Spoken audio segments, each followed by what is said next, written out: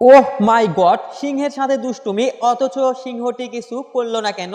সিংহটি যখন ছোট তখন তার মা বাবাকে হারিয়ে বন থেকে লোকালয়ের কাছাকাছি চলে আসে। ছোট্ট সিংহকে অসুস্থ অবস্থায় বাড়ি নিয়ে যায় ক্যাথলিন নামের এই লোকটা। ক্যাথলিন ছোট সিংহ বাচ্চাকে নিজ সন্তানের মতো পরম সযত্নে ভালোবাসা দিয়ে বড় করতে থাকে।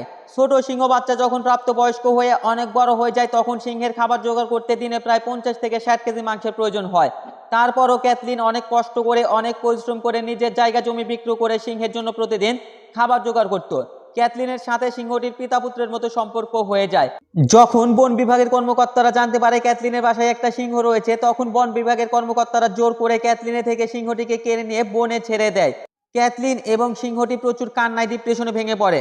প্রায় 5 বছর পরে ক্যাথলিন যখন সেই বনে যায় এবং সিংহকে ডাক দেয় তখন সিংহটি ঠিকই চিনতে পারে ক্যাথলিনকে। তখন আবারও পিতা পুত্রের মতো ক্যাথলিন এবং সিংহটি হাসি ঠাট্টা দুষ্টুমিতে মেতে